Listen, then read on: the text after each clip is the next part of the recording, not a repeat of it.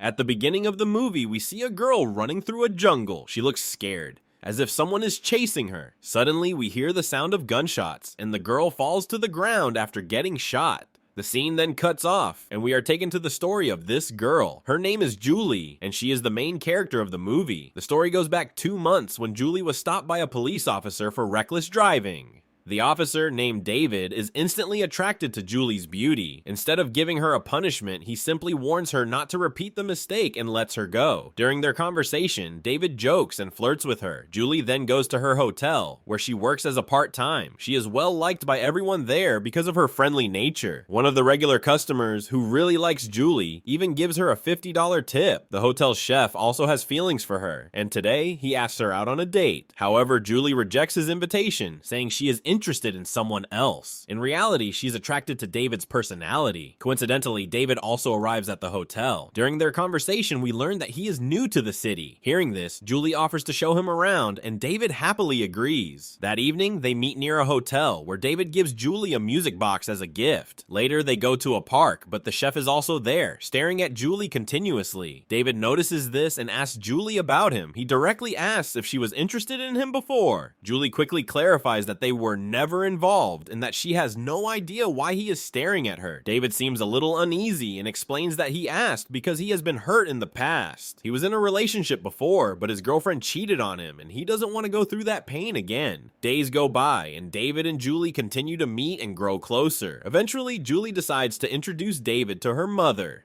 She invites him for dinner at her house. David's friendly nature impresses Julie's mom as well. During dinner, David asks for permission to take Julie out of the city for a day. Their family owns a small cabin in a peaceful town outside the city. David and Julie talk about their childhood memories while looking at old pictures. David shares that he lost his parents at a young age and was later adopted by the sheriff. As they talk, he also opens up about his past failed relationship, which makes him feel very sad. But Julie, with her kind and cheerful nature, manages to lift his mood again. Later, they return home and days pass. Then one day, we see that David secretly comes to Julie's house and sits there waiting for her. When Julie arrives home, she is surprised to see him but doesn't ask too many questions. However, David seems serious and warns her to stay away from the chef, saying that he doesn't trust his intentions. Julie laughs and tells him not to worry so much, thinking he is overreacting. David doesn't respond and just leaves quietly. The next day, Julie's friend Suzanne invites her over because she has to attend a party and needs someone to watch her daughter. Julie spends the whole day playing with the child and doesn't realize how quickly time passes.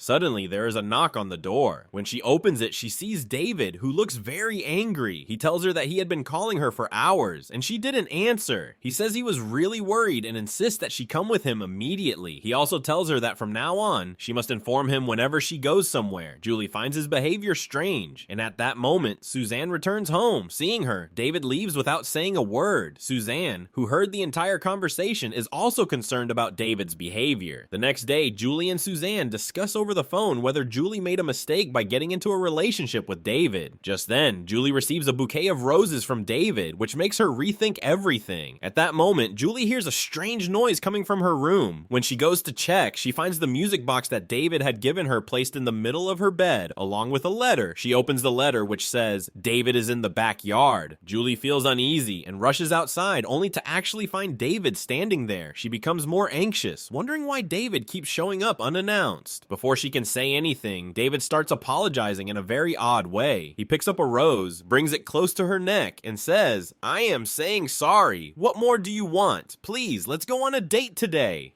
But to Julie, it feels more like a threat than an invitation. Scared, she quickly goes back inside, where her mother is also present. She tells her everything that just happened. Hearing this, Julie's mom became very worried and decided to talk to David's uncle, the sheriff. In the next scene, the sheriff calls David to his office and questions him. "What am I hearing? You went to a girl's house without permission and threatened her with a rose?" David replies, "Oh no, uncle, I just went to see my girlfriend. She's exaggerating everything." After saying this, he walks out of the office. However, his facial expressions clearly show that he is extremely angry. Outside, a colleague of his approaches him and says, "I heard about Julie's report. You shouldn't let her control you. Don't let her overpower you." From the way she speaks, it is clear that she also likes David and wants to be with him. A little later, Julie has to pick up her friend's daughter from school. When she arrives, she realizes she is late, and to her shock, the child is nowhere to be found. Panicking, she starts calling out the child's name. Just then, the little girl appears, but she is with David. Julie immediately takes the child's hand away from him. David, now angry, says, "You filed a completely unnecessary report with the police. Why did you have to do that?"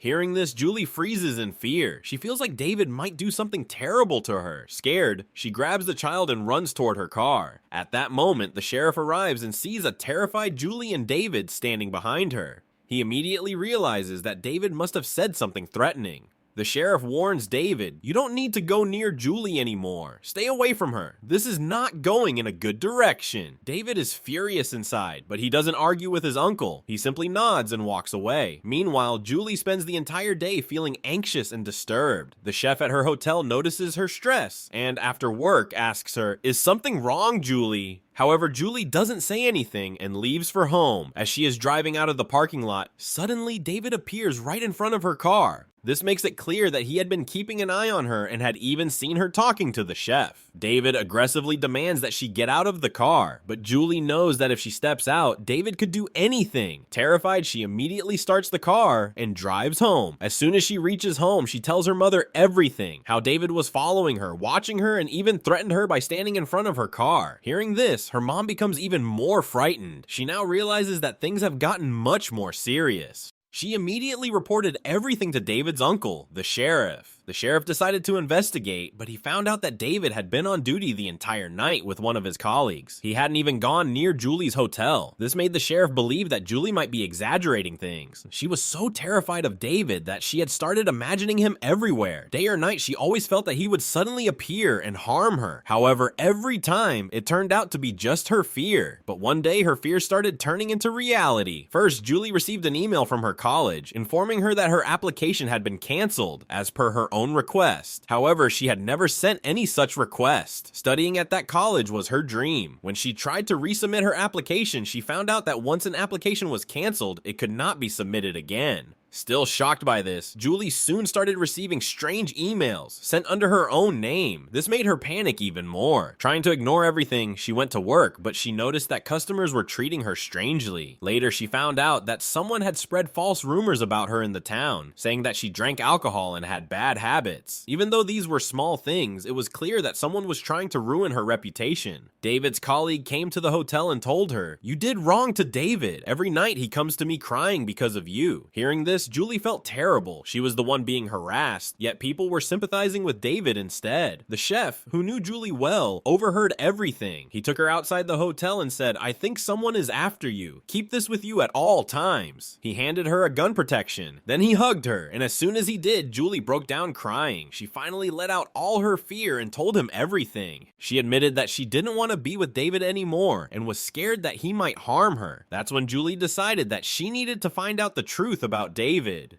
With the help of her friend, she got the address of David's ex-girlfriend and went to meet her. But as soon as Julie mentioned David's name, the girl's face turned pale with fear. She refused to even open the door. Seeing her reaction, Julie immediately understood. David was the real problem, not her. She remembered how David had shown her bad things about his ex-girlfriend. But now she realized that the girl wasn't bad at all. David was the one who had been manipulating everything. Julie returned home, feeling disturbed and heartbroken. But before she could process everything, she suddenly realized someone was following her.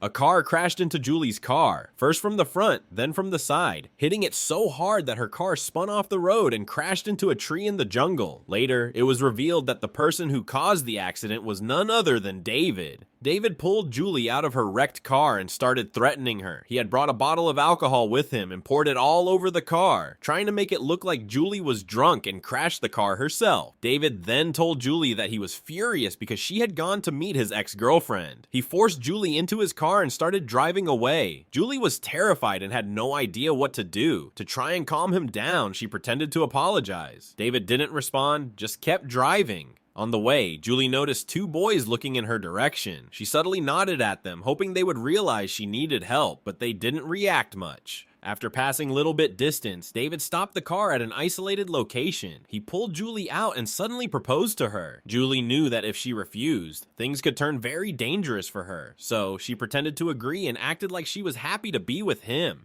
While keeping up the act, she slowly moved behind David, looking for a way to escape. The moment she saw an opportunity, she ran, but David sensed her escape. By the time he turned around, Julie had already reached the other side of the road. Seeing this, David pulled out his gun. When Julie saw the gun, she panicked and ran into the jungle. David started shooting at her. This was the same chase scene that we had seen at the beginning of the movie. As she ran, 2 bullets hit Julie, and she collapsed in the jungle, unconscious. David walked up to her and kicked her to check if she was still awake. When he saw that she was completely unresponsive, he left without even looking worried. For a moment, it seemed like Julie was dead, but she wasn't. After some time, she regained consciousness. She tried to get up, but her body was too weak to move. Back in the city, news spread quickly about Julie's disappearance. Her wrecked car was found near the jungle, but her body was nowhere to be seen. This made her mother and the entire town extremely worried. To investigate, the sheriff brought in an external investigator. After reviewing the case, David became the main suspect. He was the closest person to Julie, and their history made him look suspicious. However, the sheriff still did not fully believe that David was responsible. He thought Julie tended to exaggerate things and wasn't convinced that David could have done something so extreme. But as the investigation continued, things started pointing directly at David.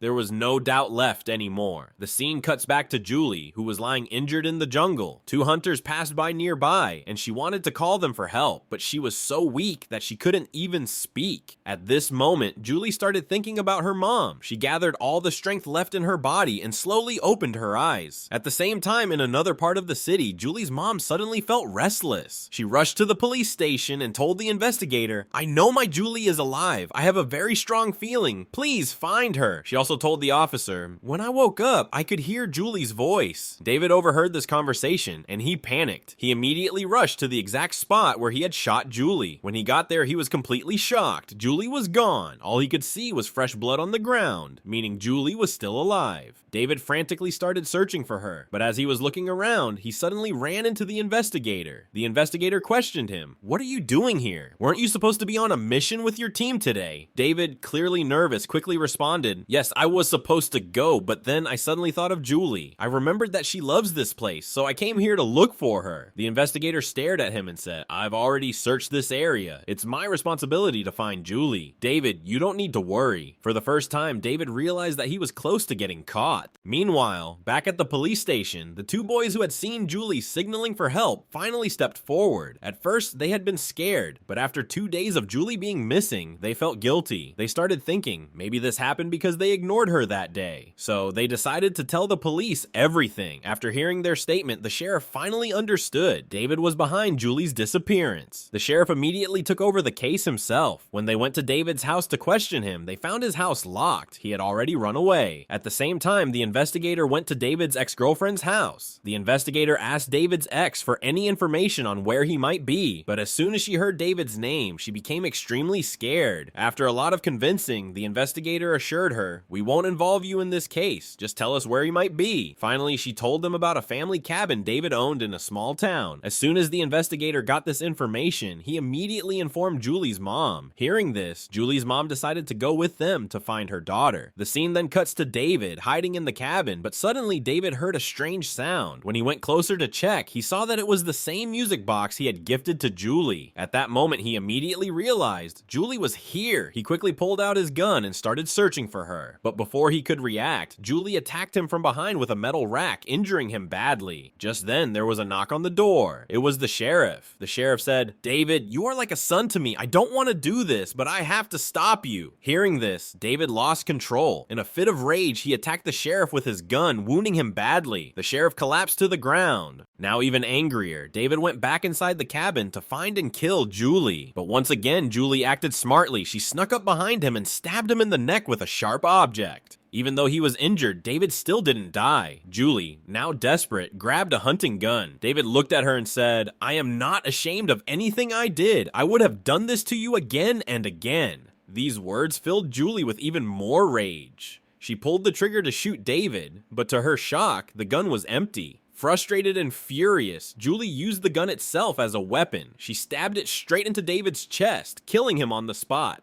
Wounded and exhausted, Julie somehow managed to step outside. By then, the sun had risen. She saw that the investigator and her mother had arrived. Julie and the sheriff were immediately taken to the hospital, where they were both saved, but David was dead. In the post-credit scene, the movie reveals that this was based on a true story. This exact incident happened in 1995 in America to a girl named Laura. The film was made as an awareness message to remind people never to blindly trust anyone. And with this important message, the movie ends. If you enjoyed this video, please subscribe to my channel and don't forget to give the video a like.